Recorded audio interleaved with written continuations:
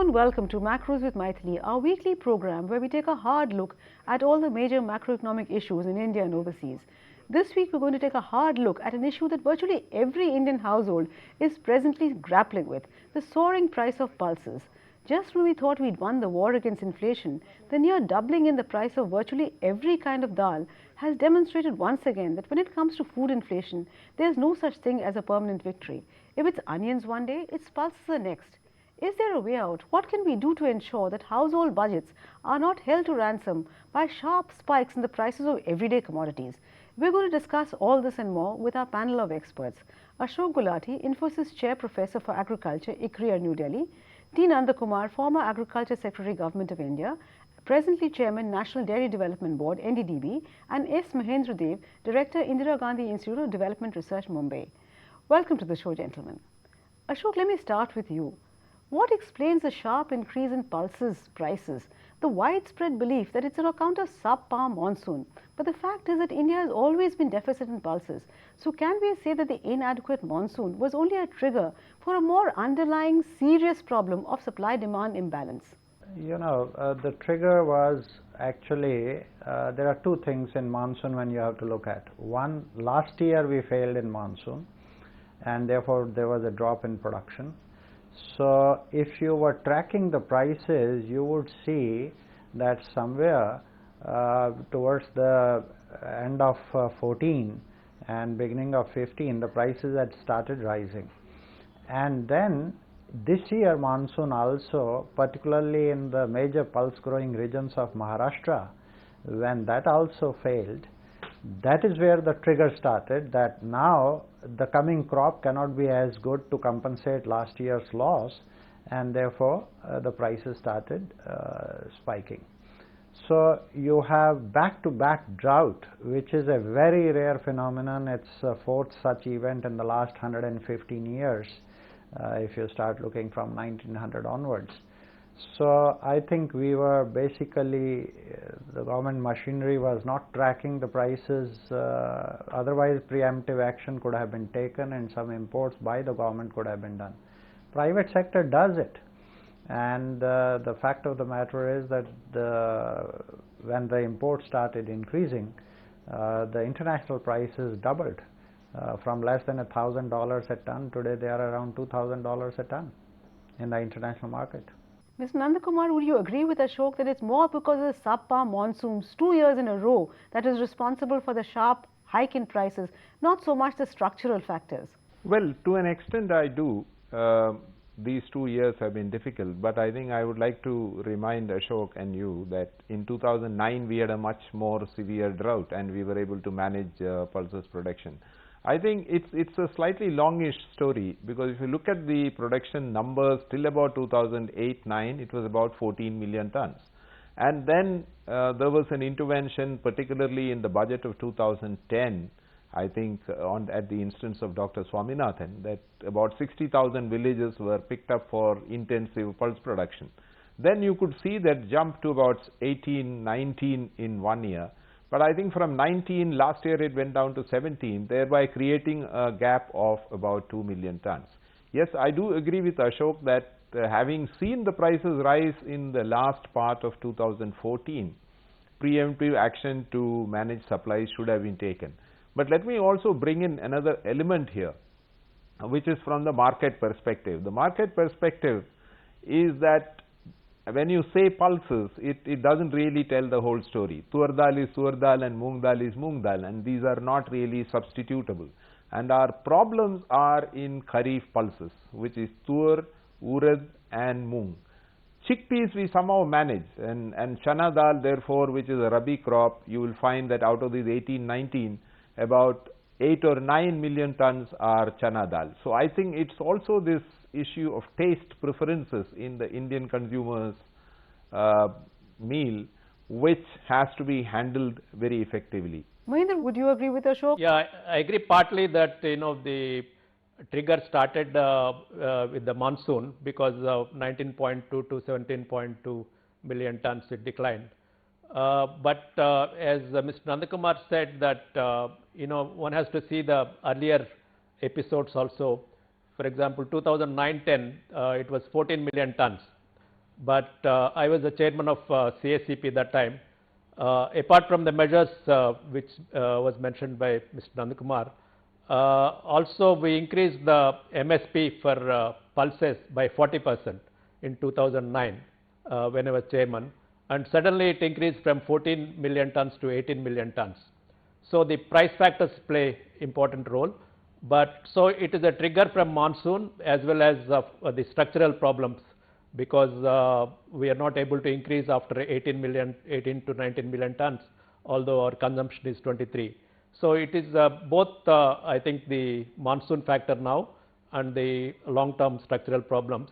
And also 2009-10, 7-8, tur production was 3.2 or something, and next 2 years it declined 2.2 or 2.3.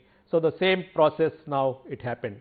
So the monsoon factor is there, but also structural problems, because we have not incentivized the pulses as compared to rice and wheat. Absolutely. In fact, Ashok, this is a question I wanted to ask you, because you spoke of 2 successive years of deficit monsoons as being a main factor. But as Mahendra said, isn't there a deeper structural problem in the case of pulses? There is a structural problem, because your incentive structure is skewed in favor of wheat, rice and sugarcane, and this is where all the irrigation, much of the irrigation goes. This is where all the subsidies, or much of the subsidies, whether it is on fertilizer, whether it is on cheap power or cheap irrigation, all these subsidies, I would say anywhere about 70% of the subsidies go just to these 3 crops. So a crop like pulses, where irrigation cover is around 15-16%, doesn't use fertilizer. In fact, it is nitrogen fixing. It should be given a reward for doing that, is left high and dry. And so you have a surplus in the country of rice, wheat and sugar, and you have a deficit of all other rain-fed crops. So your incentive structures have to be blamed. Mr. Nanda Kumar, if the incentive structures are to be blamed, does government bear the responsibility for that? How would you look at it as a former agriculture secretary? Is the government found wanting in that respect? Well, I think, if you look at overall management of food in the Indian economy, we had a little bit of a shock in 2006-07 on the wheat and rice front, and I think we little bit of overplayed our cards on that front, and I think it's time for us to bring it back now in favor of pulses, and that was what was attempted in 2009-10. If we could make a jump from 14 to 18, I think 18 to 22 should be possible. But let me also tell you that there is an element of technology that has to be brought in. I think we need to look at a little more of drought tolerant varieties, and particularly short duration crops, because a lot of current fallows after a rice harvest should be utilized particularly in the northern states for growing pulses, because if you look at pulses production, they've generally dropped in terms of area in the northern and eastern part and stayed on in the central part of India. I think we need to get a little more from the eastern and northern belt. Okay. Mahendra, you spoke about the hike in the MSP when you were in the CACP, but isn't it a fact that the MSP policy of the government is primarily in terms of rice and wheat, and things like pulses, even though they do announce an MSP, there is virtually no procurement? Yeah, that is true. It's basically, it gives signals to the markets or the farmers, the other crops, because there is no procurement except cotton and rice and wheat. So the incentive structure has been with rice and wheat, as Ashok mentioned, irrigation and other things. In fact, tur, if you take, it's only 5% or so irrigation. So all the incentive structure for rice and wheat, and although we have been increasing the prices of pulses, as I said in 2010 we increased 40%, that has had effect, but that is area shift, it's not productivity thing. But over time also they increased the prices, but as you said, there is no procurement.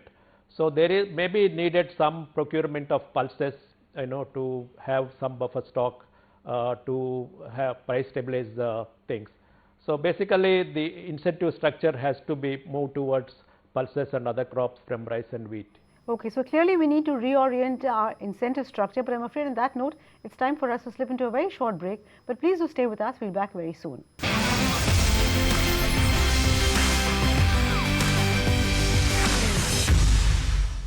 Welcome back. You're watching Macros with Mythili, and we're discussing the problem in the pulses sector in the light of the sharp run-up in the price of pulses across the board. Ashok, before the break, you were talking about how government could have begun importing earlier. But isn't it a fact that whenever a large buyer like India goes into the international market, prices are bound to rise? And so can we really hold government responsible? Well, import can be an answer, not 100%. But if you had moved at a time when the prices were ruling at $700, $800, $900 a ton, and quietly keep on importing, in smaller quantities, without declaring and the headlines that India is going to import a million tons or 2 million tons, there is a strategy how to play the trade in your favor. When you are the biggest importer, like China, it is the biggest importer of soybean, it actually handles the suppliers, the exporters so well that it gets the price down. So you can also do that type of a thing. But we sometimes enter, it is the private sector that is doing it. Government hardly imports anything, and government announces minimum support price, doesn't give any effective price support. In 13-14, the market prices of many pulses were going below MSP. There was no government intervention. So you are paying the price for all that. Mr. Nanda Kumar is a former bureaucrat who would like to defend the government of India, because the fact is that Ashok compared India with China unfavorably. But the fact is it's very difficult for a democracy to keep things quiet. So if India decides to import, the news is bound to get out, unlike in the case of China. Would you agree? Here my sympathies are with the government of India. Would you agree? Yeah, it's not easy. It's not easy to do this, because let me also bring in another perspective. When we talk about shortage of pulses at a macro level, I think I'm coming back to that earlier question. Where do you get tur dal in the world? You get only in Myanmar, a little bit in Africa. So you end up getting Canadian yellow peas, and I remember distinctly in 8-9, it was extremely difficult to sell it. We were importing it at probably 13 or 14 rupees a kilo, and still people wouldn't buy them. So there are these huge preferences in India which we need to manage. But yes, I agree that if there is a shortage, there is no other way. You have to get what is available in the market, and I think a consistent kind of a policy which allows private trade to bring in, and a critical volume being imported by government as a reserve and kept as an insurance. And I think we have to take a call here, because if you buy and if prices do not rise, then you have to write off the stock and you might have a CAG problem. But I think we have to take a very conscious view. Yes, this is an insurance we are buying, and if we live with the good crop, fine, we just sell it at a loss and be done with it. But I think it has to be a conscious policy that we take a loss to ensure against this kind of huge speculative price rises that happen in India whenever they see a shortage. Mahendra, isn't there a problem really? There's a skewed response, because every time prices rise very sharply, there's a hue and cry because consumer interests get hurt. But when prices fall very dramatically and farmers get hurt, there's very little noise made about it, except when farmers commit suicide. So how can we ensure that the reaction is the same when prices rise dramatically and also when they fall very sharply? Yeah, the agriculture price policy basically is, how to make a balance between consumer and producer. But unfortunately, the urban consumers are more vocal, so they make hue and cry even if MSP increases or any other slight price increases to favor the farmers. And then the farmers don't get the increased price. For example, we take tomatoes. When I inquired, the Andhra Pradesh farmers were getting 1 rupee per kilogram, the tomatoes, and the same thing in Hyderabad or Delhi we buy for 40 rupees or 50 rupees. So the gap between this 1 rupee and 40 rupees, where is it going? So basically the value chain improvement to get the farmers a better price, in particularly in fruits and vegetables and other, of course milk we are doing better. So there is a need to balance the, at least suppose the market price is 40 rupees, at least the farmer should get 10 rupees or 15 rupees. So we have to improve the APMC Act. They have repealed, but still the many states have not taken the reforms. So the marketing reforms, those things are needed to improve the prices for farmers. Also the suicides are part of this problem because the indebtedness increasing due to the low prices, particularly now with the global commodity prices decline. So there is a need to give better prices for farmers because the remunerative prices are important. Remember, even during Green Revolution, it is not the technology alone, but the prices also played an important role. Ashok, traders are often seen as guilty party, but what is your sense? What is the role of traders? Also, my understanding is that the jury is still out on the role of futures markets, especially in commodities. Do they really help price discovery or do they really increase volatility? You know, remember that production will come at a point of time and it will be harvested within a month or maximum 2 months time, and your consumption is throughout the year. So somebody has to store that to feed you throughout the year. Now if somebody is storing 25,000 tons to feed you around the year, and suddenly you declare that stocking limit is 300 tons, now how does he dispose of overnight all this? And you start branding that stockist who was doing a great service to the nation as a hoarder and as a speculator, as a person rigging the market. Now there is no doubt that at the time of shortages there are some people who would like to, you know, kick up the prices up and take some undue advantage, but you should know how to play the markets. And the markets can be played if you have some buffer stocking as a countervailing power, if you keep your ears to the ground and look towards future markets or forwards what is happening there, and also you can bargain in the trading market, in the global markets, to import right in time. That's how you deal with the market economy, and not going with a stick. Now what is happening on the mid seas, importers are shifting their ships somewhere else because they say the minimum is 50,000 tons that we are importing in the ship, and we cannot liquidate those stocks to 300 tons within a few days. It will take time and we will be called hoarders, we may be put behind the bars. So who is going to import? They are a messenger. They are telling you 3 months from today, 6 months from today where the prices are likely to be.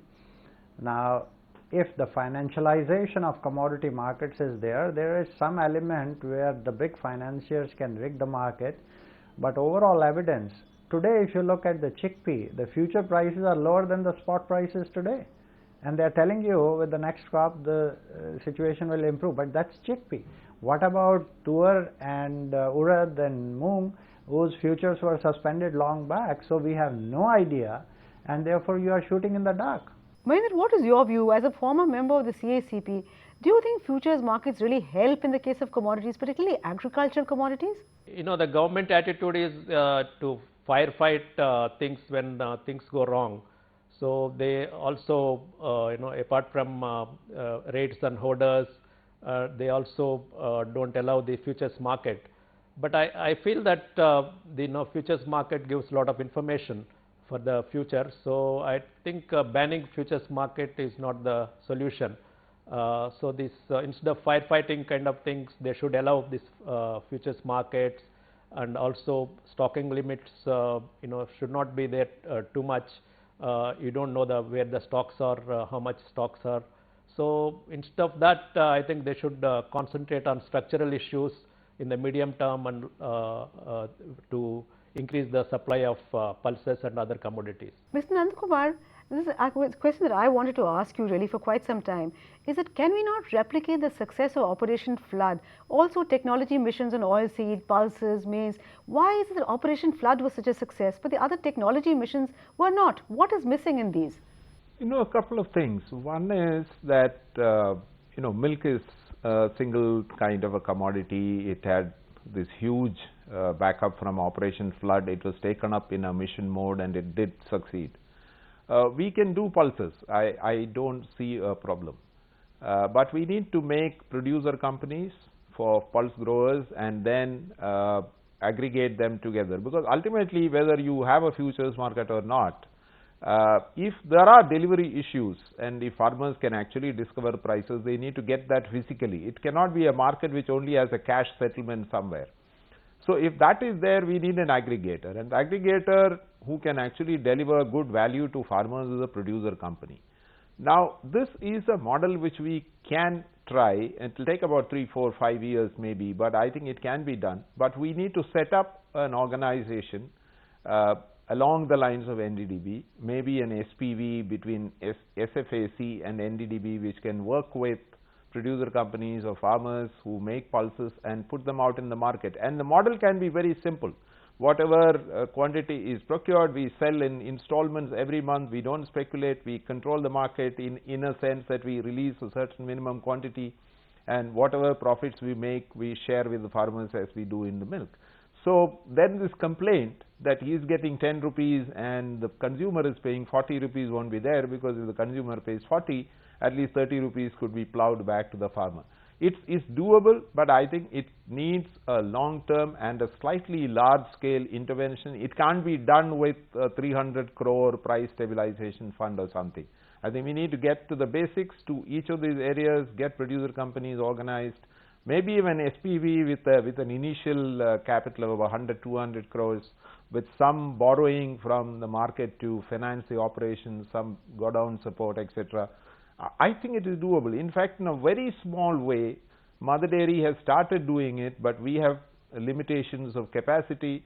Safal, as I've pushed Safal into getting pulses from farmers, this year was a bad year to sort of probably enter the market, but we wanted to test it out. Maybe next year we would make a very small difference, but it's a difference all the same. Okay. Mahendra, Mr. Nanda Kumar has pointed to a number of factors that are causing the problems. He said we need to get the basics of it. So today it is pulses, yesterday it was onions. So what is it really about the agriculture sector that makes it so susceptible to such sharp volatility in prices? Yeah, basically, there are two factors. One is the government policies. As I said, the supply is not responding to the demand, changes in the consumption patterns. The incentives for other crops are not there. For particularly the horticulture is improving, but still the pulses and oil seeds, and still we are short supply, and also non cereals. There is a need for the government appropriate policies, and also government firefighting measures are not also helping. For example, the recent on banning the futures or on the stock limits, all those not reduce the pulse prices. So there is need to a holistic approach because they are interested in short-term measures which won't help. So there is need to look at the structural issues, basically the price factors and non-price factors, the prices, MSP, how it can help, and also some procurement of some crops. But MSP alone won't be enough, because for example, pulses, even if you increase MSP, it won't compete with rice and wheat. You need to increase the irrigation under the pulses, and also the productivity, as Mr. Nanda Kumar mentioned, the technology factor is important for many of these crops. So you need to have and also storage and post-harvest losses. Because this is also important. Even if the yields are high, if post-harvest losses are high, then you can't benefit. So similarly, storage are important. So basically, it also differs from commodity to commodity. For example, onion, it is more seasonal problem, because we are not able to store during the non-peak season. That is the problem. Whereas pulses, it's more structural problem. So one has to look at each commodity and improve the supply and also the demand management. So clearly the problems that we are facing in the pulses sector is only a symptom of a much deeper malaise in the agricultural sector, and one can only hope the government picks up the courage to kind of do the kind of reform that they did in industry in 1991. But I'm afraid that's all the time we have in this edition of Macros with Mythili. Thank you so much, Ashok, Mr. Nanda Kumar, as well as Mahendra, for joining me in this very interesting discussion. Thank you also for watching, but we'll be back next week with yet another edition of Macros with Mythili. Till then, it's thank you and goodbye from all of us at ET Now.